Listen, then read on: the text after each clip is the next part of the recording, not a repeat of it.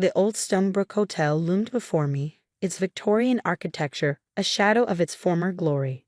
Broken windows, peeling paint, and overgrown gardens. My entire inheritance from my eccentric Uncle Marcus. While my cousins received his stocks, properties in prime locations, and substantial cash holdings, I got what they called the worthless dump. Olivia, darling, you can't seriously be considering keeping this disaster. My Aunt Margaret's voice dripped with false concern as she picked her way through the debris-strewn lobby. The once grand chandelier hung precariously, its crystals dulled by decades of dust. I ran my hand along the antique reception desk, feeling the solid mahogany beneath years of neglect. Actually, I'm not just keeping it. I'm renovating it. The laugh that burst from my cousin William echoed through the empty space. With what money? Uncle Marcus left you a liability, not an asset. The property taxes alone will bankrupt you. He wasn't entirely wrong. At 28, my savings as a historical preservation specialist weren't exactly robust. But there was something about this place, something in the way Uncle Marcus had specifically chosen this property for me in his will. Remember what he used to say? William continued, examining his manicured nails. Olivia sees the value others miss. Well, there's nothing of value here, cousin. Sell it to me for a fair price, and I'll tear it down for a parking structure. I thought back to my last conversation with Uncle Marcus just weeks before his passing. We'd been looking through his collection of vintage photographs, many featuring the Stonebrook in its heyday. Pay attention to the details, Olivia, he'd said, his eyes twinkling with that familiar mischief. Sometimes the greatest treasures hide in plain sight. The property is mine, I said firmly, and I'm keeping it. My announcement at the family dinner that evening went about as well as expected. The grand dining room of my parents' house felt suffocating as familiar faces twisted with mockery and disbelief. She's lost her mind, my sister Diana declared, swirling her wine glass.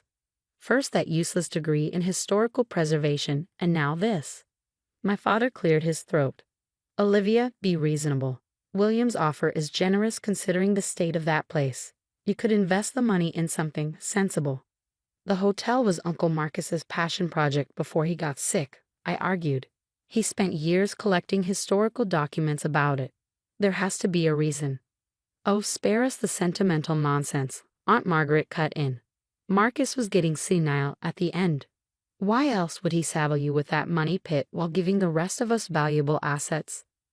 I pushed back my chair, unable to take another minute of their condescension. Maybe because he knew I was the only one who would appreciate it.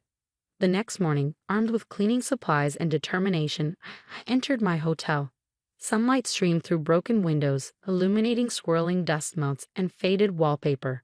The grand staircase, though worn, still showcased intricate woodwork that would cost a fortune to replicate today. I started in what had once been the hotel's library. Boxes of Uncle Marcus's research materials sat untouched since his death. As I sorted through old photographs, blueprints, and newspaper clippings, a pattern began to emerge. The Stonebrook hadn't just been any hotel. In the 1920s, it had been a sanctuary for artists, writers, and musicians. Some of the greatest works of the era had been created within these walls. But more intriguingly, some of the wealthiest families of the time had also been regular guests. A yellowed newspaper article caught my eye. Mysterious disappearance 8 st en ebor ok. Valuable art collection vanishes without trace. The story, dated 1928, detailed how a prominent collector's entire portfolio had disappeared during his stay, never to be recovered. I was so engrossed in the articles that I almost missed the strange detail in one of the old photographs. It showed the hotel's original basement layout, but something wasn't right. The dimensions didn't match the current basement configuration. Armed with a flashlight and my phone's mapping app, I made my way down the creaking service stairs to the basement. The space was smaller than it should have been, significantly smaller. According to the original blueprints, there should have been an entire section that was now just wall. My heart pounding, I ran my hands along the rough stone surface. Uncle Marcus's voice echoed in my mind. Pay attention to the details. That's when I noticed it. A slight irregularity in the mortar pattern, and beside it, what looked like an ordinary electrical box. Except this hotel hadn't had electricity when it was built. With trembling fingers, I pulled open the rusted box. Inside wasn't electrical wiring, but a keypad. ancient by today's standards, but definitely not from the hotel's original era.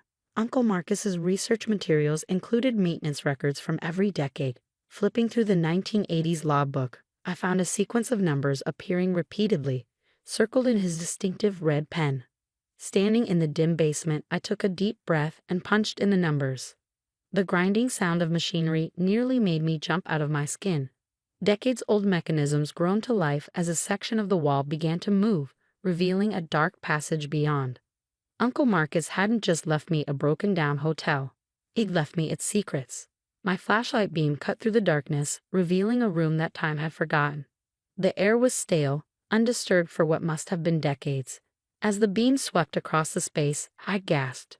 Paintings, dozens of them, stacked carefully against the walls, protected by dusty cloth covers, bronze sculptures, antique vases, display cases filled with jewelry that sparkled even beneath years of dust. With shaking hands, I pulled out my phone and began photographing everything. One painting in particular caught my eye. The signature in the corner made my heart stop. Could it really be? I carefully lifted the protective covering, revealing the full canvas. The authentication certificate was still attached to the back, dated 1926. This single painting, if genuine, would be worth millions. Now I understood why Uncle Marcus had spent years researching the hotel's history. He'd found the missing art collection, or more accurately, he'd known where it had been hidden all along. You see value where others don't, his words echoed in my memory. He hadn't just been talking about the hotel's architecture. The next morning, I made 2 calls, one to a renowned art authenticator and one to my lawyer. Within hours, my quiet hotel became a hub of activity as experts carefully cataloged and verified each piece. Miss Lawson, the head authenticator, pulled me aside, his voice trembling with excitement. This is extraordinary. These pieces, they've been considered lost for nearly a century. Museums around the world have been searching for this collection. I nodded, thinking of Uncle Marcus's meticulous research. How much? How much is it all worth? He adjusted his glasses. Based on preliminary authentication, conservatively, over $400 million. The room spun. I gripped the dusty reception desk for support. Of course, news traveled fast. By evening, my phone was exploding with messages from family members who had mocked me just days before. Darling, Aunt Margaret's voice oozed through my voicemail. We simply must discuss this wonderful discovery. I always knew you had your uncle's clever instincts. William's text was less subtle. Let's talk business. You'll need help managing this kind of wealth. I have connections. Even my father called, his tone completely transformed from dismissive to proud. Sweetheart, this is incredible. But you'll need guidance. The family should be involved in decisions about the collection. I let them all go to voicemail. Instead, I sat in the hotel's library, surrounded by Uncle Marcus's research materials, finally understanding the full story. The art hadn't been stolen, it had been protected. The original hotel owner had hidden the collection from looters during the financial crisis of 1929, but died before he could retrieve it.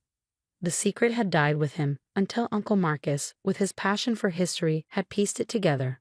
A week later, I called a family meeting. They all came, of course, the same people who had ridiculed my decision to keep the hotel. The lobby had been cleaned and sunlight now streamed through repaired windows, making the crystal chandelier sparkle once again. The collection has been authenticated, I announced to the eager faces, and I've made some decisions. Excellent, William stepped forward, straightening his tie. I've already drafted some proposals for managing the assets. I held up my hand. The entire collection is being donated to the National Gallery. What? The collective shock was almost comical. With one condition, I continued calmly. It will be permanently housed here, in a specially constructed museum wing of the Stonebrook Hotel. You can't do this, Aunt Margaret sputtered. That collection is worth hundreds of millions. It belongs to the public, I said firmly, and the hotel will be restored to its original purpose, a sanctuary for artists and creators. The museum will ensure its sustainability, and the Stonebrook Arts Foundation, which I'm establishing, will provide residencies for emerging artists. But the money, Diana stammered. We'll fund arts education for underprivileged children, I finished, just as Uncle Marcus would have wanted. They left in a fury of slammed doors and threats of legal action. But Uncle Marcus's will was ironclad, and the donation paperwork had already been filed. 1 year later, I stood in the transformed lobby of the Stonebrook Hotel and Museum. The grand opening gala was in full swing, with art enthusiasts, historians, and media from around the world in attendance. The hotel's rooms upstairs were fully booked with artists and residents, their creativity bringing new life to the historic halls. Children's art classes filled the renovated ballroom during the day, and the library had become a research center for art history scholars. Miss Lawson, a young artist, approached me, her eyes shining. "I can't thank you enough for the residency opportunity. This place, it's inspiring." I smiled, thinking of Uncle Marcus. Sometimes the greatest treasures aren't the ones you can sell, but the ones you can share.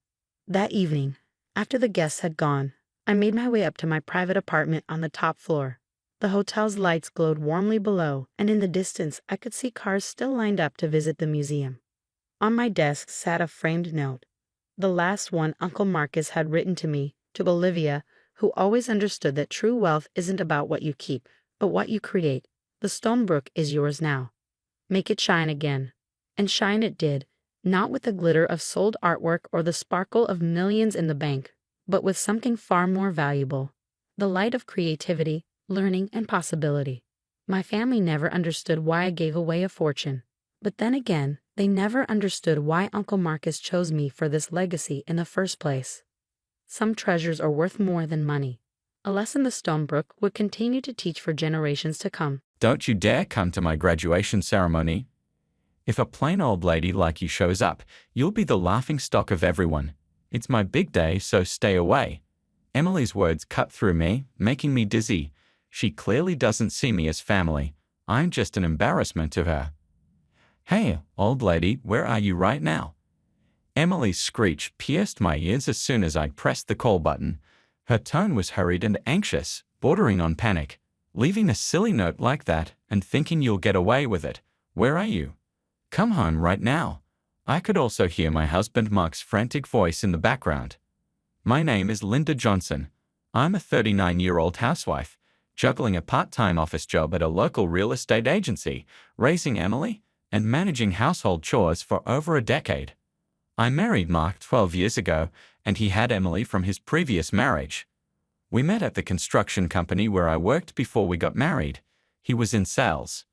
Despite the tough environment, Mark always had a smile and a positive attitude, which I admired.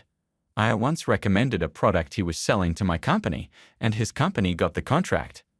That led to us going out for meals several times, deepening our relationship, and eventually he proposed. I happily accepted, quit my job, and started preparing for our wedding.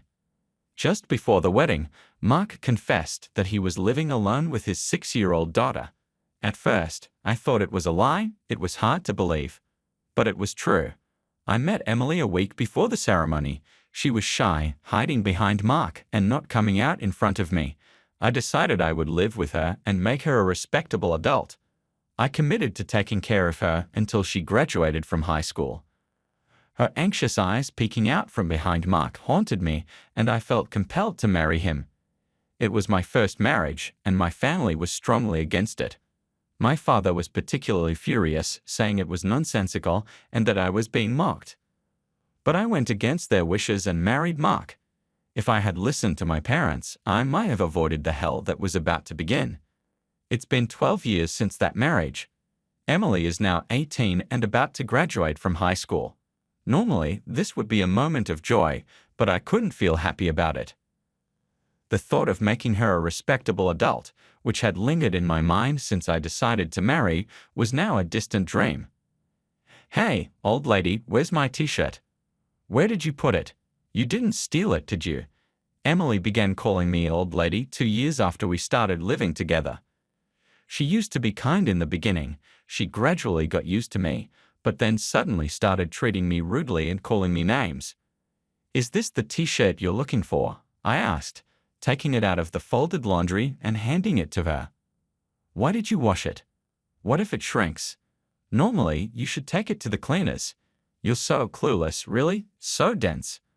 I had hand-washed and air-dried the t-shirt, thinking the fabric would be damaged at the cleaners, but I couldn't say this to Emily. All I could do was apologize. Emily snatched it from my hand, muttering, "You're so useless," before walking away. Her words were sharp, piercing my heart. I couldn't argue back, I just bowed my head. I couldn't understand why Emily had become so harsh with me. Initially, I thought it was because she was teased about her father's remarriage, but that didn't seem to be the case. Around the same time, Mark's attitude towards me also changed. He used to always be smiling, like when he was selling, but lately he had stopped smiling at home, becoming more sullen. He even started calling me "Hey you." Emily's behavior seemed to follow his lead. I thought maybe I was lacking in some way, so I tried not to cut corners with the housework and watched over Emily carefully. I wanted her to grow up to be a respectable adult, but contrary to my hopes, her attitude toward me worsened day by day. Calling me old lady had become the norm for her. I never heard words of gratitude from Emily anymore. What was strange was that at parent-teacher conferences in elementary school, Emily's behavior was normal, and she wasn't rude at all. Mark talked normally with Emily, even smiling sometimes. This meant that her terrible behavior was directed only at me, which hurt me even more. Even if I tried to talk to Mark, his attitude was distant, a complete change from before. I had no one to confide in, and I continued my life with a heavy, dark weight on my heart inside my home. I became more and more isolated within my own home. Since middle school, Emily had stopped telling me about her life, and Mark would attend her school events alone. I had to learn about school schedules from my neighbors. Mark and Emily seemed to get along well, often going out together. I longed to be treated as family by them, to live happily together, but that wish remained painfully unfulfilled. Mark's attitude towards me continued to worsen. "Dust is piling up on the stairs. Clean it up. You're a stay-at-home wife, aren't you? The toilet paper is almost out. Are you even cleaning the bathroom? You're really dense, you know." Remarks like these from Mark became frequent. When we first got married, we shared household chores. Mark had been doing housework while living with Emily, and he was happy at first to share the chores with me. But now I did all the housework. Mark used to say it was wrong for a stay-at-home wife to do everything, but now he expected it. Emily had been an easy child to take care of, but this somehow made things worse for me. When I tried talking to Mark, he dismissed it as my lack of effort. Everything seemed to be my fault, and the more I tried talking to him, the heavier my heart felt. He constantly nitpicked my housekeeping, criticizing me, "You can't even clean properly. No improvement after all these years. Do you lack learning ability?" Mark looked down on me with disdain, and all I could do was apologize. I'm sorry. I'll try harder. Please forgive me," I would say. Mark would sigh dramatically, as if exasperated. "Even if you try hard, you won't be able to do it. That's why you get scolded. Always saying you'll do it, but have you ever?" His words kept chipping away at my heart. As time passed, I remained worn out, and Emily turned 18. I was curious about Emily's plans after graduation, but neither she nor Mark would tell me. By then, I had stopped talking to them unless absolutely necessary. One day, I overheard them discussing her future. I didn't mean to eavesdrop, but I wanted to know, so I listened until the end. "I got it. I can go to college on a recommendation, and I even got a scholarship." "Thanks to you, Dad." "Thank you." Emily's voice was filled with joy, a tone she never used with me. Good for you. It's the result of your efforts. All the housework we dumped on that dense housekeeper was worth it." Were they referring to me as the housekeeper? Yeah, she was a good outlet for stress. I heard their mocking laughter. Quietly, I left and locked myself in the bathroom, the only place I could be alone. I crouched there, holding my head, and cried. To think that Mark and Emily saw me in such a light after all I had endured for the past 10 years. No matter how close my heart came to breaking, I continued being Emily's mother and Mark's wife. Even when I felt at my limit, when my heart screamed in pain, I forced myself to keep going. I made lunchboxes, prepared breakfast, did laundry, and all the other housework. It hurt even to lie down, but I feared that if I stopped, I would never again be needed by Mark and Emily. Driven by this fear, I continued to live in exhaustion.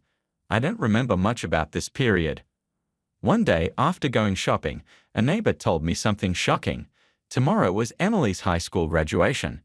I couldn't admit I didn't know, so I just smiled vaguely and left. As soon as I got home, I collapsed onto the sofa. I had always thought about making Emily a respectable adult.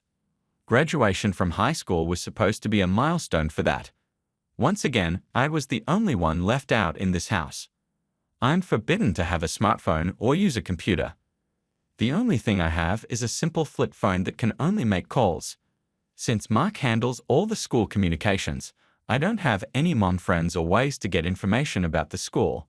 I learned about sports days and recitals from neighbors or overheard children's conversations and secretly attended them. I wanted to properly attend the high school graduation and celebrate Emily's step into adulthood. While I was crying on the sofa, Emily came home from school. "Old lady, why are you loafing around? It's so gloomy. You make the whole house dark. Can't you do something about it?" Emily glared at me. It was her fault I felt this way. If she had told me the date of the graduation, I wouldn't have been left out for the first time. I felt anger rising from the depths of my heart. "So the graduation is tomorrow? Seems you didn't tell me about it," I said, my tone edged with blame. Emily looked a bit startled by my confrontational words, but then sighed dramatically. "So what? You're not going to the graduation anyway, so you don't need to know the date," she retorted. I reacted with surprise, tilting my head. "I never said I wasn't going to the graduation. Don't come. If a plain old lady like you comes, you'll just be a laughingstock. It's my big day." "Absolutely do not come," Emily said. Her words made me dizzy. To her, I was just an embarrassing presence. Just this once, I had hoped for forgiveness, but it was denied. Her words pierced my heart. I was truly just a nuisance, clearly told so by Emily herself. That night, Mark came home with a suit in a dry cleaner bag. He had taken it to the cleaners himself, without asking me. Of course, he knew about Emily's graduation. When I saw the suit, Mark commented, "Right, you didn't hear about it from Emily." He looked at me with a mix of pity and a smirk. Clearly, I was the least needed in this house. Thinking I was part of the family was just my own delusion. At that moment, I realized my heart had reached its limit long ago. I decided to end my role as a family member. The next day, Mark and Emily left together for her high school graduation. I was left behind, and Mark even told me not to bother with dinner as they would eat out. I wasn't invited. The old me would have just silently accepted this treatment, but those days were over. I had decided to leave this house. It was a decision whose time had come. As soon as Mark and Emily left the house, I quickly packed my things, left a note, and walked out. I couldn't be part of their family anymore. I decided to seek refuge at my parents' house, a 2-hour train ride away. There, I would prepare to sever ties with Mark and Emily. The note I left stated my wish to cut familial ties and live independently, and that further details should be discussed through a lawyer. I hadn't found a lawyer yet, but I knew my father could recommend one. My family home is owned by a wealthy family with extensive land holdings. My father, a well-known figure in the area, owns considerable real estate. Among his contacts, I knew there would be a lawyer. I remembered meeting one during a New Year's greeting at home. Another task I had to undertake was selling the house where Mark and Emily currently lived. This house was built on land owned by my father, and the construction was funded by him as a wedding gift for me. I had been repaying my father slowly with the money I earned from my real estate job, which was also introduced by him. The house, including both the building and the land, is owned by my father and legally registered in his name. At the time, Mark might have thought the house was a gift and never asked about the ownership, probably afraid of offending my father and losing the gift. Mark was the classic home tyrant, bullish with those he perceived as weaker but obsequious to those above him. When I reached my parents' house, I told my father everything that had happened. As I spoke, tears flowed uncontrollably, and I had to pause several times due to sobbing, but my father listened to the end. I saw tears in his eyes too. The most relieving part was that my father didn't criticize my initial decision to marry Mark.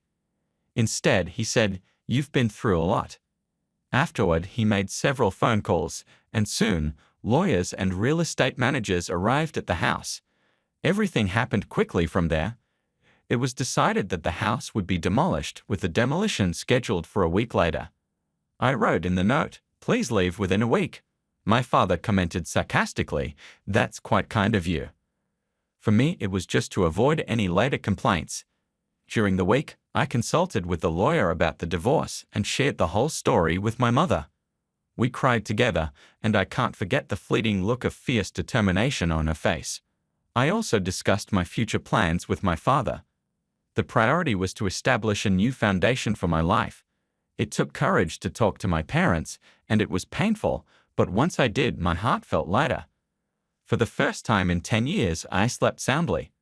A week later, while I was peacefully staying at my parents' house, I received a call on my cell phone. As expected, it was Emily. Honestly, I didn't want to talk to her, remembering how she had treated me.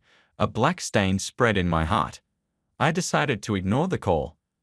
However, the calls didn't stop, and there were several from Mark as well. They were probably contacting me about the note I left, or maybe the demolition company had contacted them. For 10 years, Mark and Emily continuously called me old lady and you, exploiting my efforts and treating me like a mere tool. I had endured such inhumane treatment for a long time. The thought of dealing with them again made me shudder, but I couldn't keep running away. To move forward, I needed to settle the past, and without confronting them, I wouldn't feel at peace. After the way they treated me, I felt I owed them a proper response. I steeled myself and answered the phone. "Hey, old lady, where are you right now?" Emily's screeching voice pierced my ears. Her tone was hurried and laced with panic. "Leaving such a ridiculous note. You think you'll be forgiven. Where are you now? Come back home right now." I could hear Mark's voice as well. They both seemed to be in a state of panic.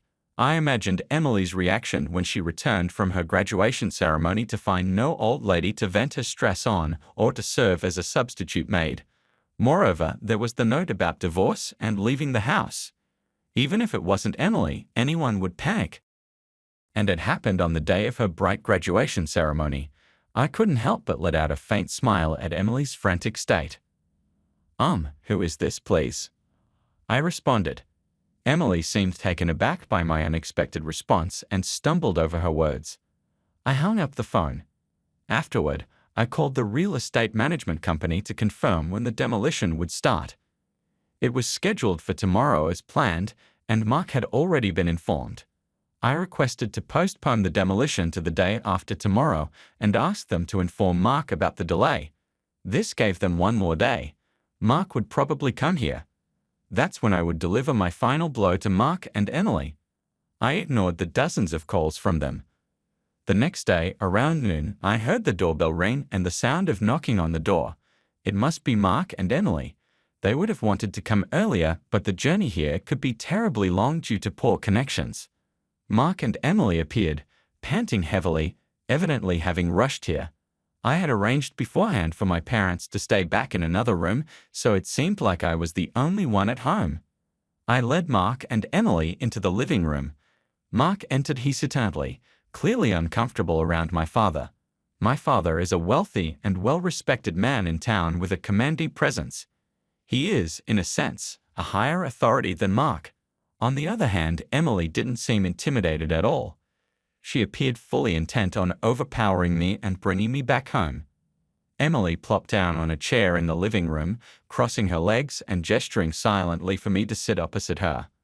I took my time preparing tea, moving leisurely before finally sitting across from her. Emily, growing impatient, addressed me. "What's the meaning of all this?" Mark, sitting next to her, placed the note I had left on the table. I didn't react, just silently met Emily's gaze. She averted her eyes first, attempting to dispel the awkwardness with a laugh. "What was that? Who is this?" "Hacked yesterday. Pretty poor performance." I continued to silently stare at Emily. She became visibly uncomfortable under my gaze, shifting in her seat and continuing, "Look, it's no use. A dumb old lady like you can't survive without us. You're nothing but trash." I almost reacted to her harsh words but restrained myself, noticing the tremble in her voice. Emily was clearly bluffing. Mark had been silent, just watching how things unfolded. Stop being stubborn and come back home, Emily said, trying to confuse and coax me back with her cruel words. As Emily became more agitated, I responded calmly, I don't have a family, do I? Oh, I have parents, but you two are not my family, are you? Emily, clearly out of her element, raised her voice. What are you saying? Dad and I are your family, right? Right, Dad. Emily, feeling at a disadvantage alone, sought support from Mark. Mark looked around nervously, and once he confirmed they were alone, turned to me with newfound bravado. That's right. You can't live without us, just like Emily says. So you're coming back. Mark started getting bossy all of a sudden when he noticed my parents were nowhere to be seen. Looking back on it now, what a small-spirited man he is. Like I said, I have no family, I repeated firmly. I replied firmly, no matter what Mark and Emily said, I would continue to treat them as strangers. They were not my family. If they were, they wouldn't have treated me like a slave. A true family supports and helps each other, especially when someone is in trouble. But Mark and Emily were different. For 10 years, they treated me like a servant, a vent for their stress. They insisted this was normal, oblivious to how wrong and cruel it was, unconsciously oppressing me. I marveled at how I endured it for 10 years, almost impressed with myself. This started when I saw Emily peeking out from behind Mark's back. I had bound myself with a promise to raise her to be a decent adult. I endured and served them for this promise at least until Emily graduated high school. I had decided that Emily's high school graduation and her moving on would mark the end of our relationship. I had held a faint hope that if Mark and Emily changed their ways and improved their attitudes towards me by the time of her graduation, I would continue walking with them as a family. But they betrayed my expectations, leading to this situation. Everything was decided the day before the graduation ceremony. So now I confront them with the appropriate attitude. Mark and Emily are no longer my family. Therefore, I will not treat them as such. Realizing the significance of my treating Mark and Emily as strangers, Emily altered her approach. We're family, aren't we, Mom? Stop this silly act, please. Suddenly, she switched from calling me old lady to Mom, realizing her usual tactics wouldn't work. Mark, swallowing hard, watched Emily and me intently. Even though you're not my birth mother, we've lived together all this time, so please listen to my request. Her previously defiant posture had changed to one more pleading. I looked at her steadily and replied, I have no obligation to respond to requests from someone who isn't family. I replied, maintaining my composure and emotional distance. Tears welled up in Emily's eyes as she looked at me desperately. Please, listen to me. The note you left, it's not true, right? You can't really be selling the house. It's not serious, right? Because you're part of our family. Emily's use of the term mom made my skin crawl, especially since her main concern seemed to be the house. Her anxiety about losing it was palpable, but it was clear that her focus was on the property rather than on me. It was true that the house would be gone, but it seemed that as long as she had somewhere to live, it didn't matter whether I was there or not. No matter how much Emily pleaded, my feelings remained unchanged. She lowered her face, seemingly crying. This has to be some kind of joke, right? You can't be serious. Mark, upset by Emily's tears, turned his anger toward me. What's with that note? Come back right now and stop the demolition. Mark's words were rapid and full of fury. I can't do that. The decision has been made, I said in a restrained voice. Do you think you can get away with treating me like this?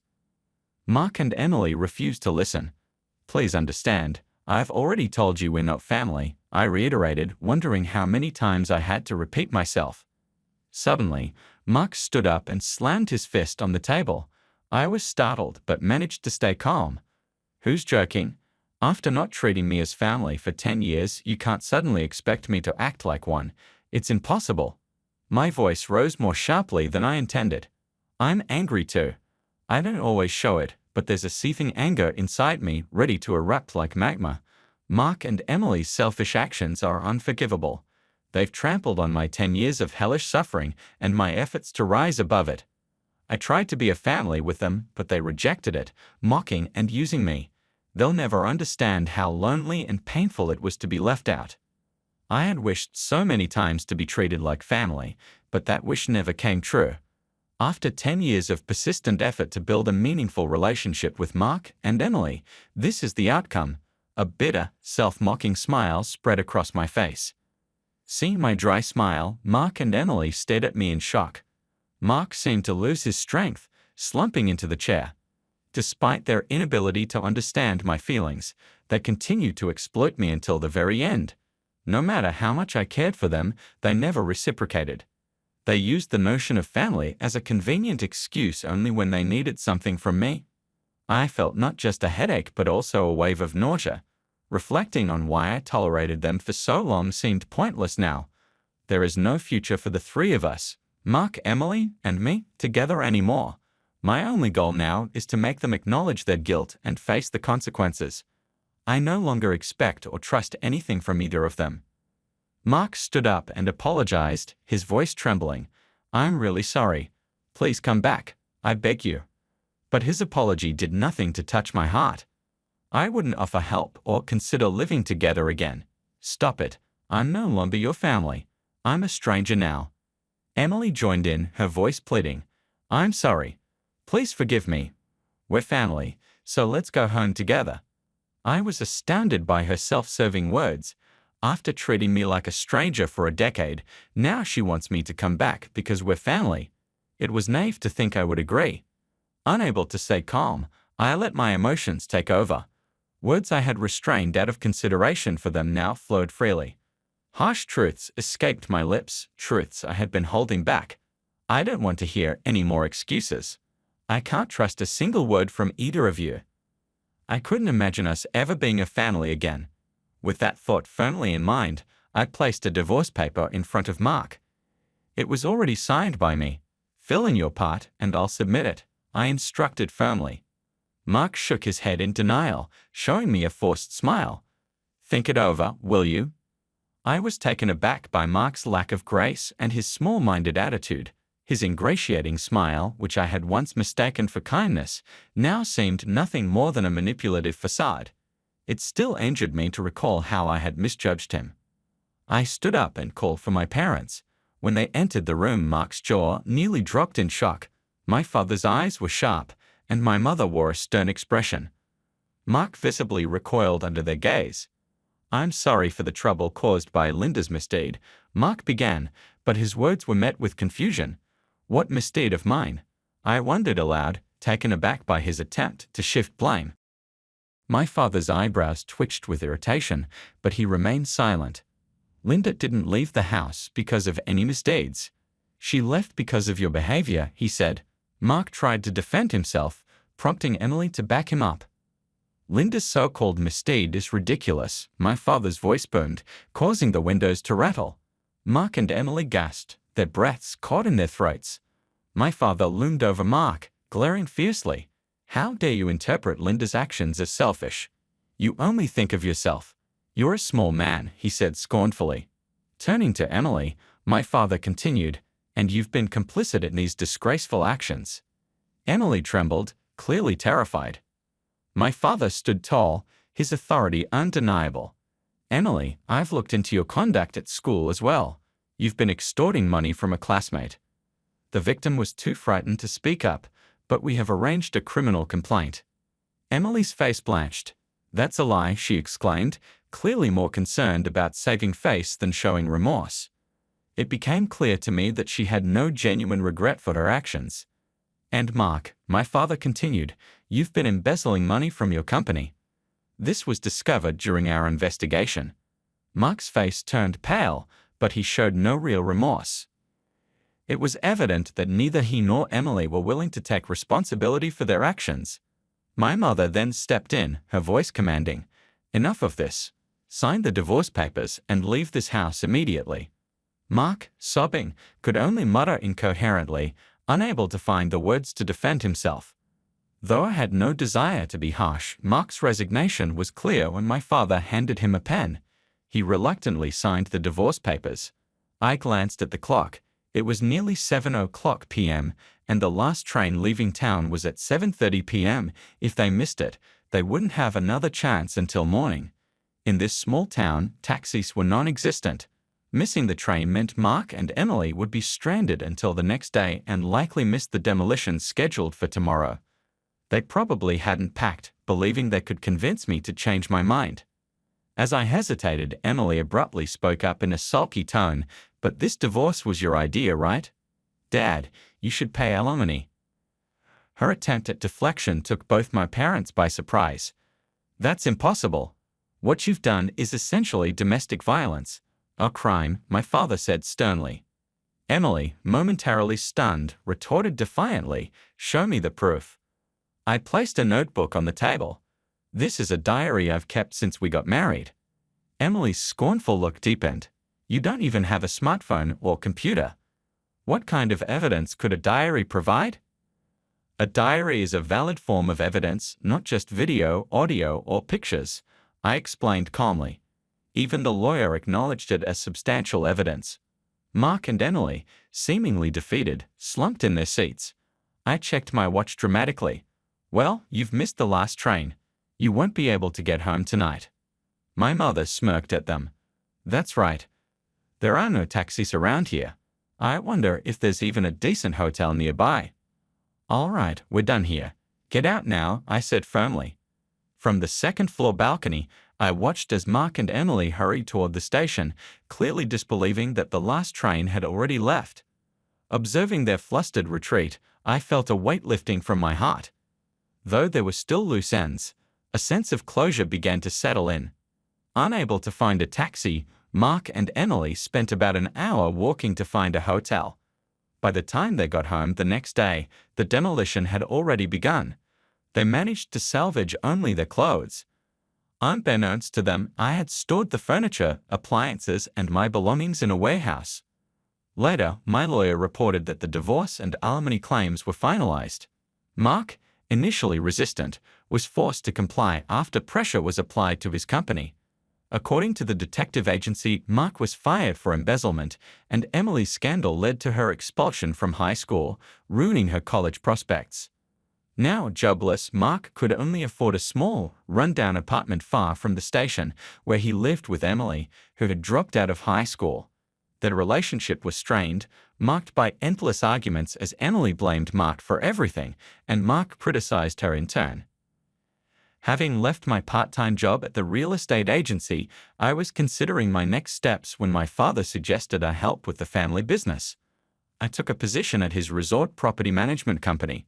The transition from city life to a resort area has been refreshing, surrounded by nature. I also adopted a dog, which has alleviated my loneliness. For now, this dog is all the family I need, and I plan to live a peaceful life with just me and my new companion. "I think you're preparing for a difficult exam, not a wedding, Anna Marie." "You're too focused," said her friend, with just over a month to go until the wedding. "Isn't this supposed to be a happy and carefree time? Thank goodness there are people to take care of all the difficulties." Anna Marie smiled and shrugged. "I can take care of everything myself. My wedding is the most important event for me, after all." In truth, she wasn't worried about the upcoming celebration. She could easily delegate the wedding organization to specialists. Money wasn't an issue. She could pay to be carefree and happy until the big day. After all, if a problem can be solved with money, it's not really a problem. Anna Marie had the money, but she couldn't solve the problem before her with it. She had no one to consult. That's the downside of wealth. It's hard to trust anyone, and it's scary to show your weakness. What if someone decided to take advantage of you? Her late father had warned her about this. In his youth, he had suffered more than once because of his own naivety and belief in selfless friendship. Things would have been different if her parents were still alive. Anna Marie barely remembered her mother, who had died when she was only 3. Her father never remarried. He didn't want to give his daughter a stepmother, and as a wealthy man, he was afraid of being taken advantage of. He had learned from bitter experience and doubted that the women who tried to impress him were truly interested in him, and not just his money. There had been some relationships, but they all disappointed him before reaching the point of marriage. So he lived as a widower, telling everyone that his only love had died and his only attachment was to his daughter. He took care of Anna Marie, and she, loving her father unconditionally, tried to live in a way that would never disappoint him. She excelled in school and graduated with honors. When her father decided to send her abroad for further education, she cried for days. "Daddy, how can you do this? How will you be here without me, and how will I be without you? I don't want to part. Are there no good universities here in our city? That's out of the question. We'll have to part anyway. And in Europe, there's not only a high level of education but also safety. Spare my nerves." Anna Marie could never refuse her father. His words were law, and as she convinced herself, he was always absolutely right. Only after successfully completing her studies abroad did she realize she might have left in vain. She found her father ill. Mr. Friedberg wasn't in the hospital. He was as always cheerful, active, and the external changes were not so noticeable. He didn't tell his daughter anything about his illness, but doctors visited them suspiciously often. Sometimes Mr. Friedberg went to different clinics, and from fragments of conversations with words like chemotherapy, radiation, and gamma knife, it was easy to understand that Anna Marie's father had cancer. Eventually, he stopped hiding the truth. "Yes, daughter, it's bad, but wait. There's nothing irreparable. The best doctors are treating me. I'll last for some time yet. Isn't it better for you to go abroad now? They said in Israel, stop it. Of course, I could go to the moon if I wanted, but I don't want to leave my business. You're just getting into the business, and although you're an intelligent girl, if I leave everything to you now, you won't have any support. I have to leave you in complete confidence that you will be happy and provided for." So he never went anywhere, and at home, even the best doctors couldn't cope. The disease took its toll and developed rapidly. Soon, Mr. Friedberg's condition worsened, leading to long confidential conversations between father and daughter.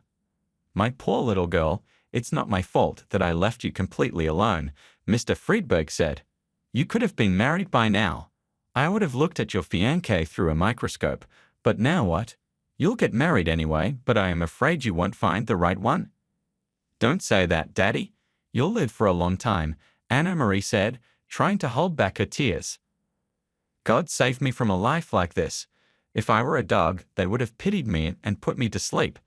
And you say a long time. 2 years ago, Anna Marie's father died, leaving her alone. Now, she really needed his advice because she was getting married. It seemed she was marrying a good, loving person who didn't need her money, but doubts still plagued her. She met Jeff by chance. Anna Marie would sometimes go to a small cafe near her office to distract herself from work and enjoy a cup of coffee. Her colleagues knew this and tried not to bother her during these moments. One day, her solitude was interrupted by a handsome young man. At first, Anna Marie wasn't pleased about it, but it was awkward to chase him away immediately. He didn't seem to be bothering her. He was just another person wanting a cup of coffee, and there were no free tables. He looked at her with interest, but there was nothing strange about that. She was beautiful, and there was nothing suspicious about him asking her a question.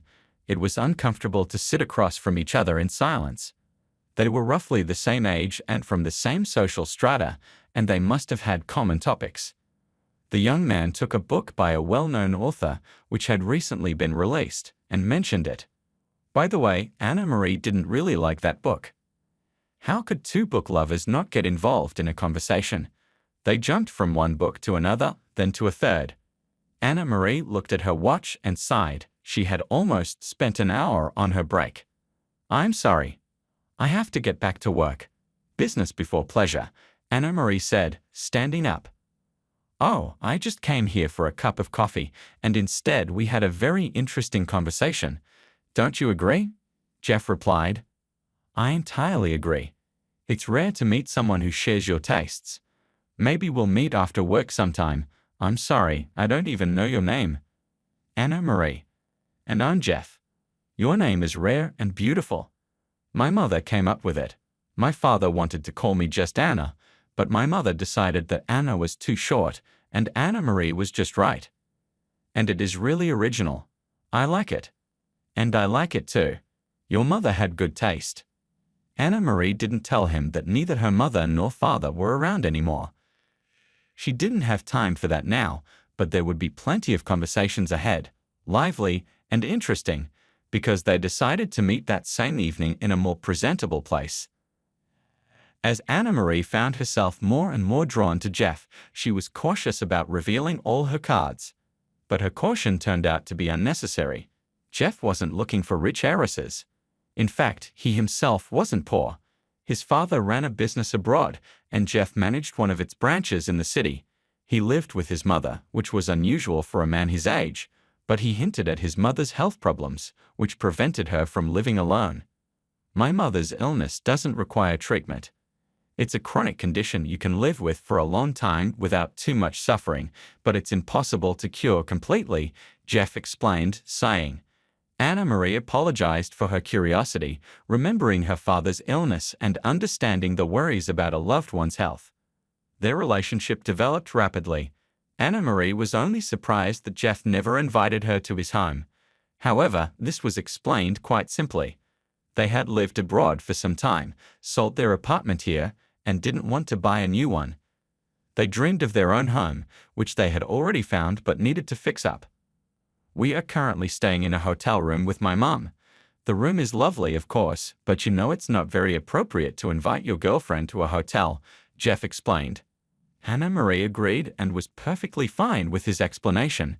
Besides, Jeff's attitude toward her was serious. When Jeff proposed to her one day, Anna Marie wasn't even surprised, as if she had been expecting it.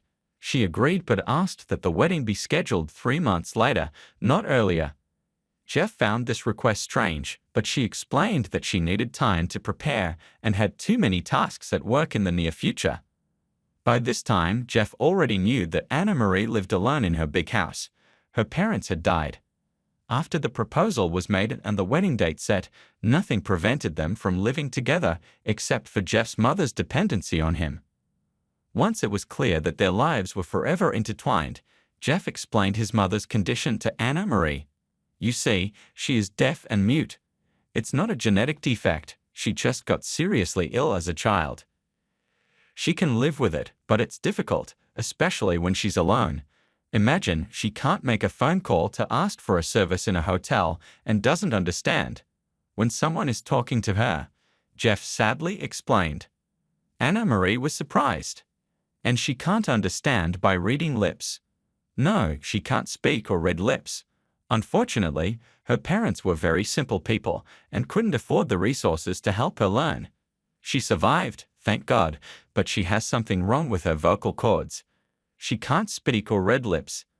We communicate with each other using gestures. We understand each other perfectly. She's a very charming woman, I assure you," Jeff added. Anna Marie smiled. "I will be happy to meet her. We can communicate through a translator, that is, through you." "I never doubted that you would be understanding about everything," Jeff sighed in relief, and then made his request. "I really want to live with you, but how can I leave my mother? Are you okay if she stays with us in your house for now?" Anna Marie agreed, though she wasn't particularly enthusiastic. Jeff probably sensed that. "I understand all young people want to live separately from their parents, but my situation is somewhat different. Besides, I think when our house is ready, I can hire someone like a caregiver or companion, someone with the right education, to live with my mother permanently." Anna Marie felt sorry for her future husband and his mother. "Well, Jeff, I'm not at all upset that your mother will be with us. I'm sure we'll get along great.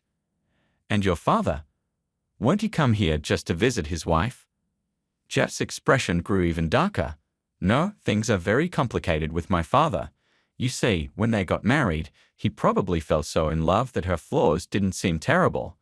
They lived quite well at first, but then he just fell out of love and didn't hide it. My mother isn't the kind of person who would live with someone who doesn't love her. That's why we left. I have purely business relations with him, and my mother has no relations with him at all," Jeff said. After such revelations, Anna Marie couldn't refuse. She felt obliged to welcome Jeff's mother into their home. It was time for them to meet, and the house was big enough to accommodate her mother-in-law and future children. The next day, Jeff arrived with his mother. She turned out to be a very pleasant woman, beautiful, well-groomed, and looking very young. Anna Marie couldn't help but notice that, although there was no striking resemblance between Jeff and his mother, they could almost be mistaken for siblings. Anna Marie herself took after her father, not her mother. Jeff's mother sat at the table with a nice smile, looking slightly embarrassed and confused. She didn't understand anything Anna Marie was saying, so Jeff translated. Anna Marie watched as their hands fluttered in conversation. Jeff's mother's hands were small and thin, and it was pleasant to watch them move, though it was somewhat disappointing that Anna Marie couldn't understand anything. I probably need to learn their language. I have to be able to communicate with my mother-in-law somehow if my husband isn't home, Anna Marie thought. Nevertheless, Anna Marie couldn't help but feel a certain joy in her position. Many of her acquaintances complained about the grumpiness or meddlesomeness of their mothers-in-law, but she wouldn't have such a problem. A quiet, petite woman wouldn't get in the way of the young couple. She would almost be invisible in the house. Anna Marie even thought about offering Mrs. Carter to stay with them forever. It would surely be pleasant for both her and Jeff, who was so affectionate towards his mother. Although he said they would eventually move her into their house, it was clear he didn't really want to. So their life together began. At first, it didn't seem strange or burdensome. Jeff's mother really didn't bother anyone. The small, airy woman almost floated through the house, smiling sweetly at Anna Marie or making some mysterious gestures to her son. Sometimes Jeff translated her words to his fiancée, and sometimes he just waved them off, indicating that Mrs. Carter had said something that only related to her son and not to his future bride. But as the wedding approached, Anna Marie began to feel increasingly uncomfortable living with her mother-in-law. Mother and son communicated more and more frequently in their own silent language, which was completely inaccessible to Anna Marie. Jeff didn't always bother to explain what they were talking about. "We're just talking about our own things.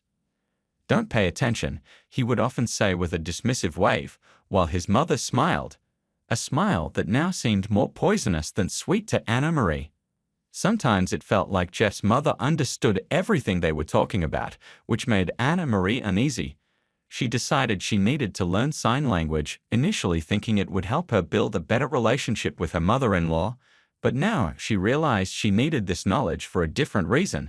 Perhaps her future relatives weren't hiding anything, but Jeff's reluctance to translate their conversations was troubling. "What does he mean it doesn't concern me? I'm not a stranger. If they have nothing to hide, why not explain? It's just rude for two people to communicate in an incomprehensible language to a third party," Anna Marie thought.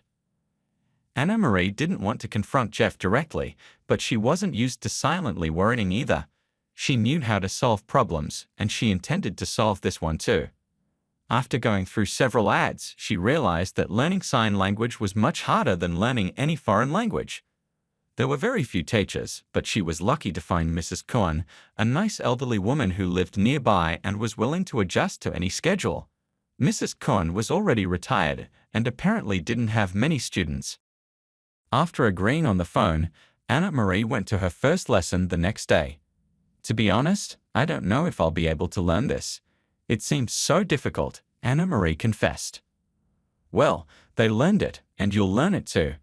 I'm sure you'll succeed, especially with me. I'm an experienced teacher and have worked in a speech boarding school for many years," Mrs. Cohen reassured her. "I've taught so many people, both kids and adults, and it has worked out fine for everyone." "And when can we start learning?" Anna Marie asked eagerly.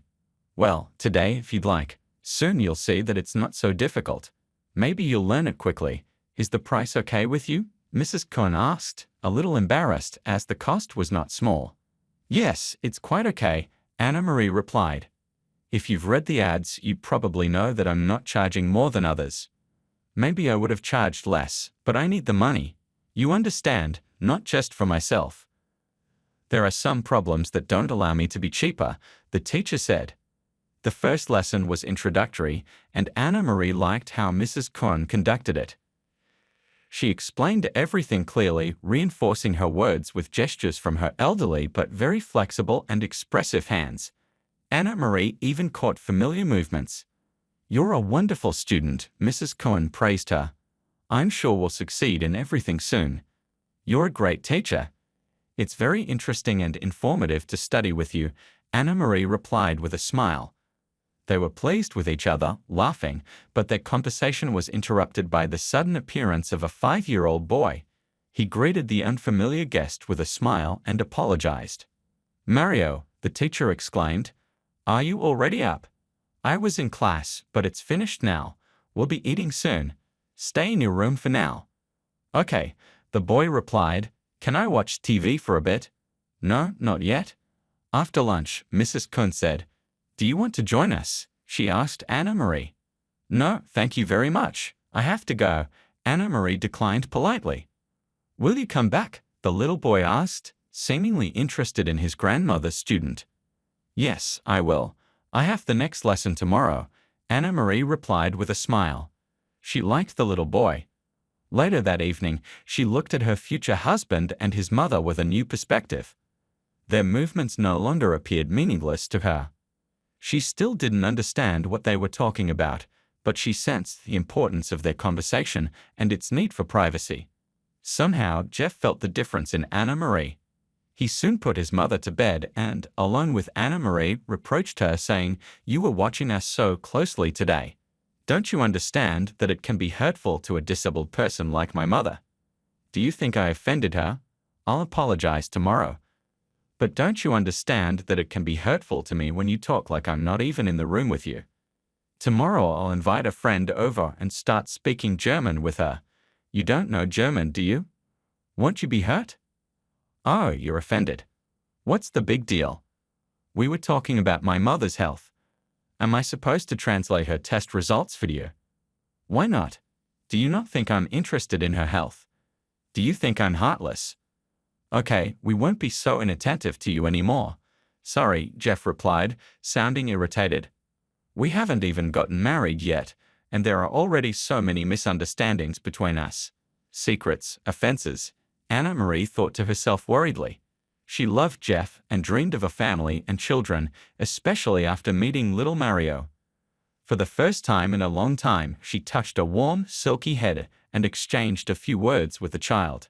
She didn't even want to think about the possibility of breaking up with her beloved, but she understood that his mother could become a serious obstacle to their happiness. The mere presence of this quiet woman, who seemed so sweet at first acquaintance, was now extremely unpleasant. But she couldn't tell her fiancé about it, could she? Nor could she hint that Mrs. Carter would be better off moving to her own home. Hadn't Jeff found a companion for her yet? On her way to her next lesson with Mrs. Kuhn, Anna-Marie found herself stopping by a pastry shop and buying a box of pastries. On the one hand, there was nothing strange about it. She was not only going to class but also visiting a house where a little child lived. Could you come to a house where children live empty-handed? Of course not. And looking into a children's store, she bought a toy, a cheerful gnome. Nothing special, but the little boy would be pleased. Neither his grandmother nor his parents, if they were home this time, would be offended. I hope so, she thought to herself, noting that she had not noticed any signs of other adults in the apartment except for Mrs. Kuhn. The elderly teacher thanked Anna-Marie for the treats. Mario was delighted, hugging the gnome to his chest and asking, "Can I sleep with him, please?" "Of course you can. I'm sure he'll send you magical dreams," Anna-Marie replied, and the boy ran to his room. "Thank you, but why did you have to spend so much?" Mrs. Kuhn asked, slightly embarrassed. "What are you talking about? It wasn't a significant expense. Besides, I heard that you have to not only pay but also give back for education and treatment. Otherwise, it won't be effective," Anna-Marie joked. "And why did you buy a toy? Mario doesn't teach you anything." "That's not true. The thing is, I love children and I love buying toys. Since I don't have my own little ones yet, there's no one to buy them for. So I should be grateful to Mario for allowing me to experience this joy. He likes you, Anna-Marie. Poor little boy. He always enjoys communicating with women younger than me. It's a longing for his mother. My daughter-in-law died in childbirth, so he never saw her. And my son. Like any mother, I wanted to see my son happy. But he became a widower at a very young age. A year later, I began urging him to find a wife, but he wouldn't listen. He became very despondent, and things were difficult for us. 2 years ago, Patrick went to work on a long-term shift in the north and disappeared. The search yielded nothing. Since then, he has been presumed dead, but I don't believe it. Uninvited tears filled the old woman's eyes. Anna Marie touched Mrs. Kuhn's hand sympathetically, wanting to say something encouraging, but Mrs. Kuhn stopped her. That's enough. Let's start studying. You're paying me not for my life story. Do you understand now why I have to work at my age? They started lessons almost every day, and Anna Marie always brought small gifts for the teacher and her grandson, begging Mrs. Kuhn not to forbid or stop her from doing so. I told you it brings me joy. And besides, it seems like I'm making progress, don't you think? Yes, undoubtedly. You are a very talented student. It was truly so. Whether it was Anna Marie's abilities or her quick desire to learn Jeff and his mother's secret language, she made significant progress. In class, they could now communicate fully with Mrs. Kuhn using sign language. Sometimes, Anna Marie asked the teacher to simply tell her something with her hands, carefully watching her movements and trying to decipher every word. So, I understand that you want to learn not so much to speak as to listen, the elderly woman guessed. Well, that's your right.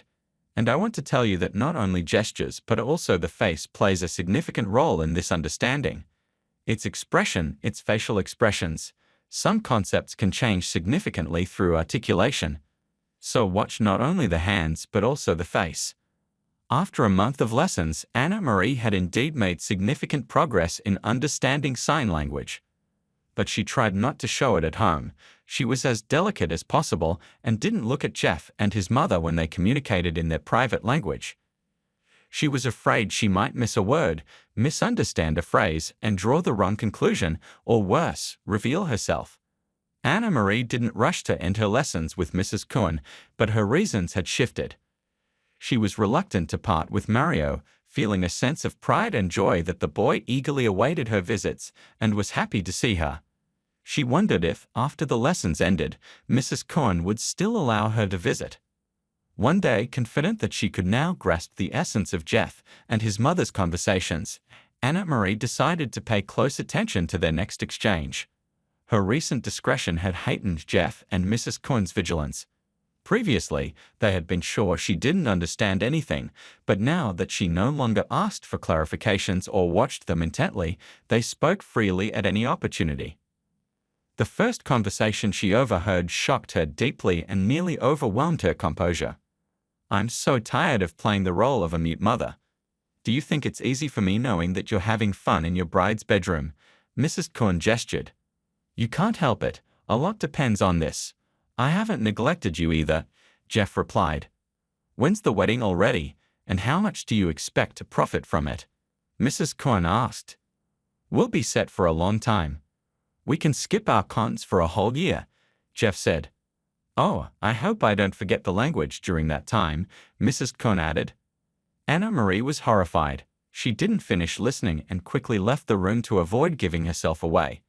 She wasn't planning to confront the fraudsters on her own. She realized she needed to be cautious.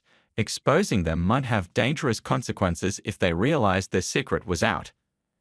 How had she been deceived so thoroughly? Why hadn't she investigated more about her fiancé, his business, and his mother? She wondered if his supposed concern for his mother had clouded her judgment. They were, without a doubt, sophisticated con artists. Determined to take action, Anna Marie knew she had to report them to the police. It would be embarrassing, but it was better to face the shame now than to be left with nothing after the wedding. The next day, Anna Marie went to the police station and reported the scammers. The investigator's face lit up with satisfaction, as if he had received a precious gift. Mutants at your house. We've been searching for them for a long time. Their schemes operate across various cities, always using the same method.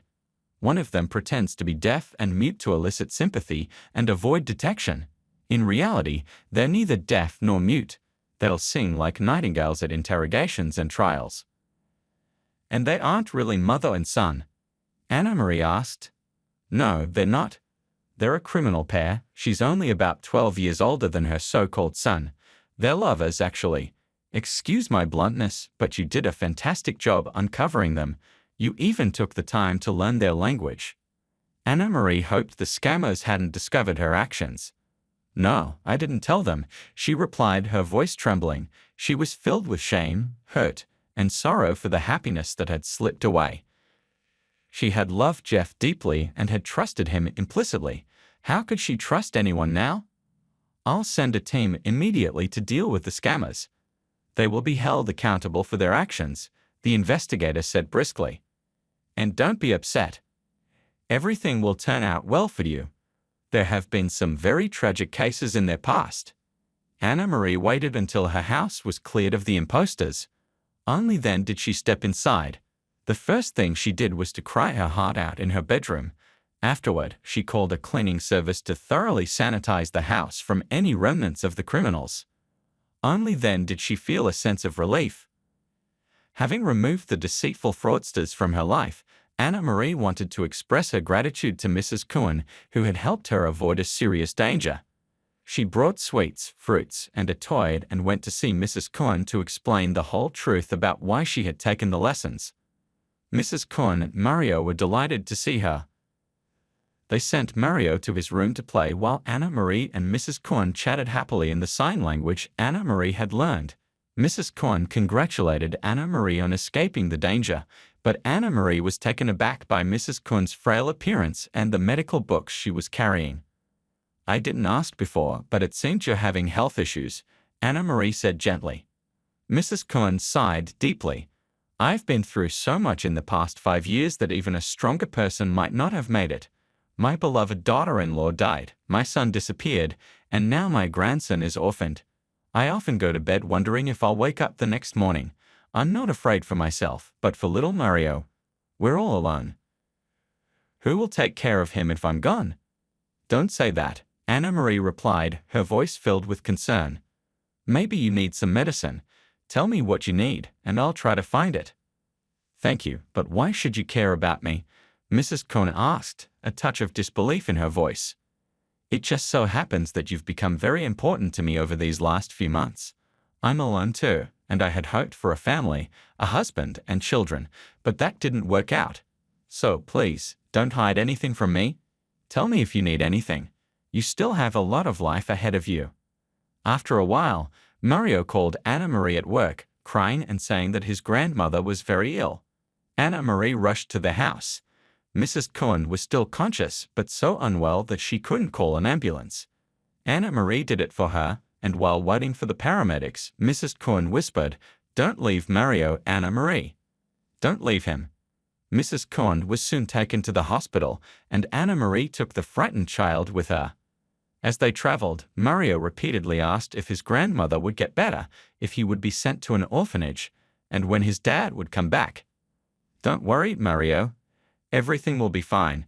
I'll take care of you," Anna Marie reassured him, though she herself was deeply worried. Unfortunately, a few days later, they received the heartbreaking news that Mrs. Cohen had passed away. Anna Marie had to handle the arrangements and support little Mario through this difficult time. Anna Marie was determined to formalize her guardianship over Mario despite the challenges. As he was not a blood relative, it required substantial effort and resources, but her persistence, along with financial and professional connections, ultimately secured his place in her home legally. With Mario now under her care, Anna Marie focused on finding a reliable nanny to manage her responsibilities at home while she returned to work. However, her attention to her business waned, leading to a decline in revenue and increased threats from competitors. She began to suspect that someone within her company was betraying her, with her deputy being the prime suspect. Despite his attempts to reassure her of his loyalty, Anna Marie's suspicions only grew stronger. A scheduled meeting with the board to address these issues never took place, and Anna Marie's situation took a tragic turn when she was involved in a car accident due to tampered brakes. Although she survived, she sustained a severe spinal injury that left her unable to walk. The doctors were hopeful about her recovery with proper treatment and rehabilitation, but Anna Marie was overwhelmed with despair. The mounting personal losses, her fractured personal life, Mrs. Cohen's death, and the recent betrayal left her feeling isolated and disheartened. The accident was no accident. It was orchestrated by her deputy, who had long sought to become the sole owner of her company. The investigator managed to recover footage from a damaged recorder, confirming Ben's treachery. As Ben faced justice for his crimes, Anna Marie was left grappling with both the physical and emotional toll of her experiences. Anna Marie was paralyzed by fear. The thought of becoming helpless and potentially losing custody of Mario, sending him to an orphanage, filled her with dread. Her depression deepened, and she contemplated giving up entirely. With some money left, she considered living out her days in minimal comfort, relying on a nurse, housekeeper, and her remaining funds for basic needs. She felt abandoned by everyone and disheartened by the collapse of her hard-earned success. Just when she was at her lowest, an unexpected visitor arrived, Mrs. Cohen's missing son. Anna Marie regarded the man with cold indifference, her skepticism fueled by the numerous deceptions she had endured recently. The man appeared taken aback by her lack of enthusiasm. "Yes, Mrs. Cohen was my mother, and Mario is my son," he said, looking uncertain. "I know Mom has passed, but where is Mario? I heard you've taken him in."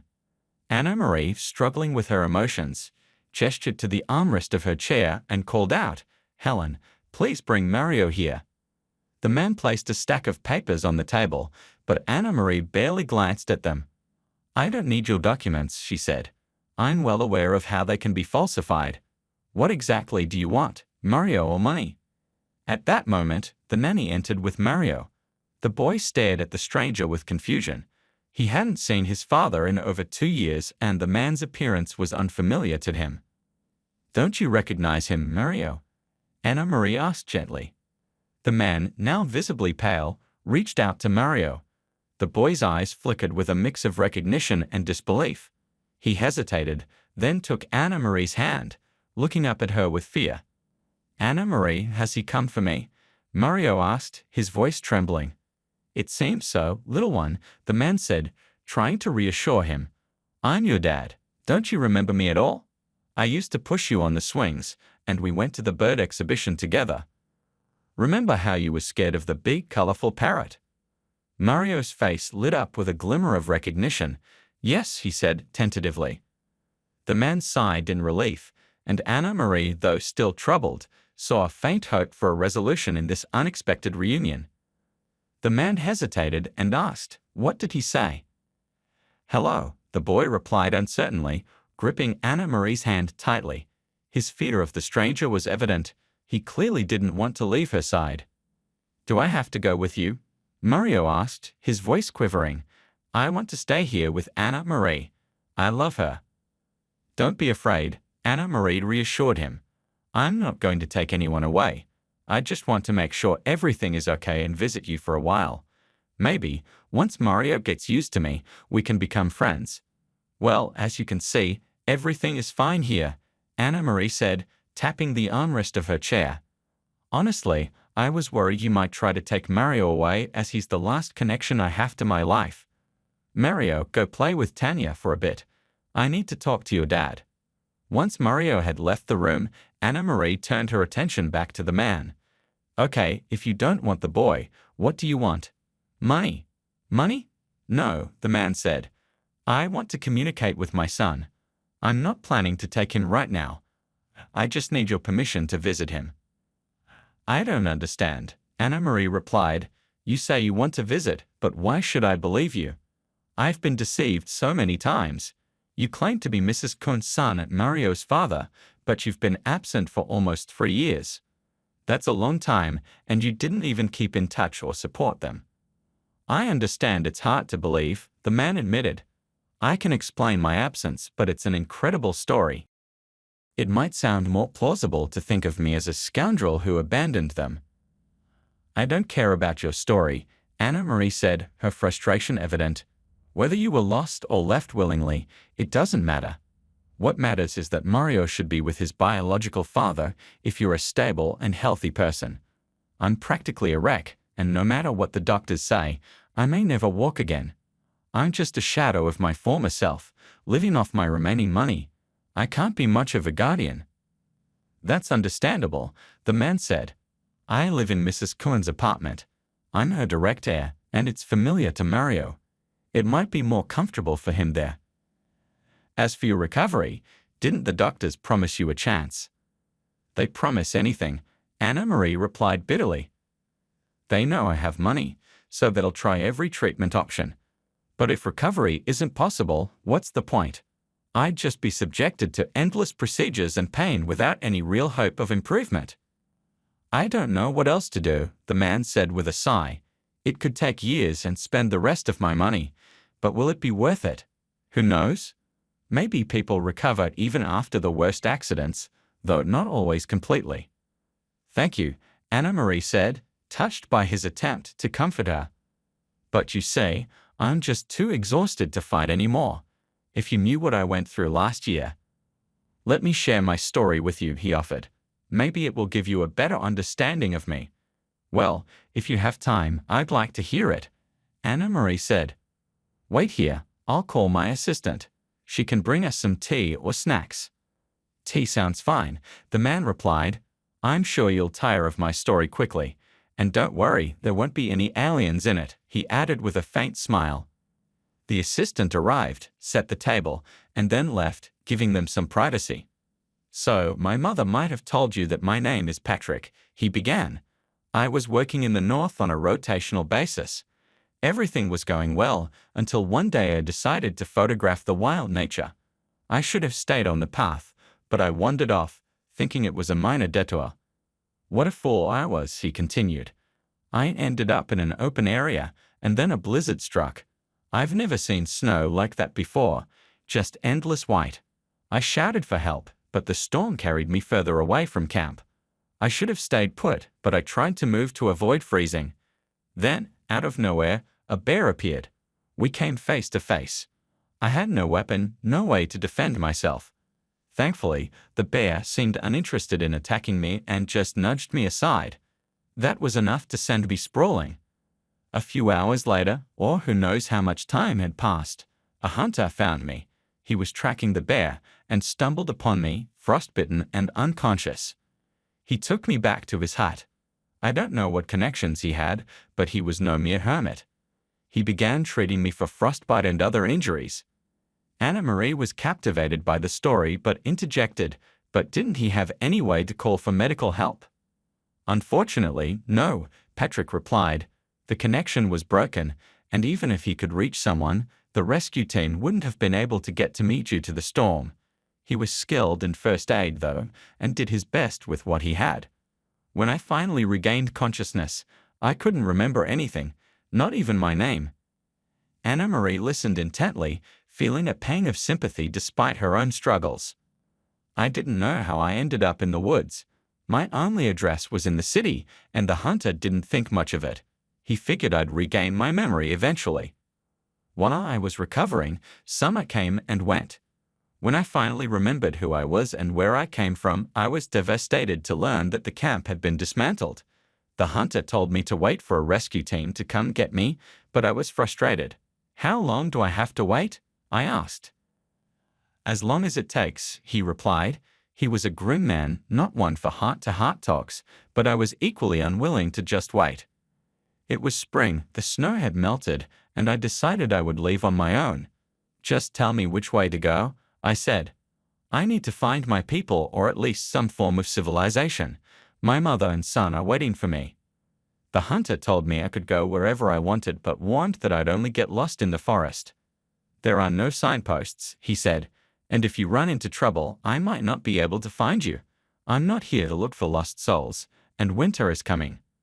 Winter passed, and it wasn't until summer that he finally agreed to help me get back to civilization. The journey took a long time, and without money or documents, it was a challenge. I was too late to be there for my mother, and I regret that deeply. Anna Marie sighed and shared how she had met Mrs. Kearns, the kind teacher who had helped her. Mario still doesn't know that his grandmother has passed away, she said. I'm at a loss about how to tell him. My own mother died when I was 3, and I was kept in the dark for a long time. I remember waiting for her, and it's not as simple as people say. Children don't just forget their loved ones easily. Some things are worth forgetting, Patrick said, And the sooner, the better. But as for Mario, he's starting to remember some things about you, and I don't plan to take him away right now. I'd like to visit him as often as I can, if that's okay. Of course, Anna Marie said. You and Mario need to get used to each other. I'm just a stranger and disabled, so I understand. If I were healthy, things might be different, she added. But have you decided to surrender to your illness? Aren't you going to seek treatment? I've already decided that's not an option, Patrick replied. It's a misguided view to think that lying down and waiting to die is the only path. If I had stayed in that hunter's hut, I would have died in obscurity. The hunter told me if I didn't make an effort, I'd end up dead. He wasn't going to coddle me. As a city man, I initially expected others to take care of me. When I realized no one would, I had to help myself. And I did. The hunter later admitted he didn't think I'd make it. Patrick looked at Anna Marie earnestly. I'm not trying to persuade you, but if you give up, you'll not only make yourself miserable, but you won't be able to help Mario either. I see how attached he is to you. If you're not able to take care of yourself, what will happen to him? Do you want him to grow up carrying the burden of caring for you, especially if there's no money for a caregiver? Anna Marie considered this and replied, I'll go to a home for the disabled. That's a good solution, Patrick said. Especially for a young and beautiful woman like you. I don't dream of anything like that, Anna Marie said, barely holding back her tears. I want to live, but please understand, it's terrifying. The spine operation could leave me completely disabled. There's a chance I might not even be able to sit in a wheelchair. I'll be like a log. Do you think that's better? I don't think so, Patrick said gently, but it's not good to just sit here either. You have money, so you might be able to find a skilled doctor who can help. Anna Marie wanted to argue, to shout at him as she often did. It was easy for him to speak so calmly, but she had endured so much and couldn't afford to risk what little she had left. Yet, as she glanced at the scars on her arms, left either by frostbite or a bear's claws, she felt a wave of bitter despair. I'm sorry, but it's incredibly hard for me, she cried. I'm alone, I've lost faith in everyone. How can I know which doctor is trustworthy? How do I know if I'll make it through rehabilitation? And who will come to my hospital to support me? I feel like everyone would be relieved if I just disappeared. Stop crying and being afraid, Patrick said firmly. I understand, even if it's from a man's perspective. Yes, it's harder for you, but you need to live, and I want you to live fully. Tomorrow, I'll find out everything about your injury, the operation, the risks, everything. Then I'll tell you what I learn, and you can decide what to do from there. Meanwhile, if you don't mind, I'd like to visit with Mario before I leave. Anna Marie nodded, puzzled by Patrick's words. Alone, she pondered his advice. Was she right to refuse even a chance to regain the ability to walk? Yes, the surgery would be difficult, and the doctors were honest about the risks, but refusing it meant making her life, and those around her, even harder. She was already a burden, including to the nurse she had hired. Her own behavior had deteriorated. Once a determined woman, she was becoming capricious and demanding. She closed her eyes in shame, recalling how she'd acted when Patrick visited. When he returned to say goodbye, she asked, If it's not too much trouble, could you find out more about the surgery? It can't go on like this. Patrick simply nodded, a look of joy and approval in his eyes. Preparations for the surgery began immediately. Despite her ongoing condition, Anna Marie's attitude shifted dramatically. She no longer demanded extra attention and started addressing problems on her own. She even spoke with the doctor Patrick had found for her and faced the future with newfound confidence. The surgery was successful, though standing on her own 2 feet was still a distant goal. Initially, it seemed her situation might worsen, but Patrick and Mario's daily visits to the hospital provided unwavering support. They celebrated every small victory with her. Finally, the day came when she stood up with Patrick's help for the first time since the accident. It was just the beginning, but Anna Marie was hopeful she would soon walk independently and return to her old life. Her business continued to trouble her, but not just financially. She realized she couldn't abandon her father's legacy. While still in the hospital, she began re-engaging with those running the business. Initially over the phone, but soon in person she started meeting them, even in a business suit after her discharge. At a general meeting, using a cane for support, she declared, "We've lost a lot due to my illness and the actions of my former deputy, but I'm confident that together we can recover and grow." The employees welcomed her with applause. As her business skills and personal life improved, her relationship with Patrick deepened. She recognized the crucial role he played in her recovery. "You literally saved me," Anna Marie told him one day. "Without your words, I would still be in a wheelchair, demanding from everyone." Patrick replied, "That's because I fell in love with you, Anna Marie. Yes, at first sight, even with your illness and unhappiness. I believed you'd stand and walk with me in a white dress. Will you agree to be my wife?" Anna Marie felt she had finally met someone she could trust completely and loved deeply, perhaps for the first time. "Of course, I agree," she replied, "but only after I can walk without my cane." She didn't have to wait long. Soon, at a solemn ceremony, the radiant bride and groom shared their first dance, celebrating their new life together.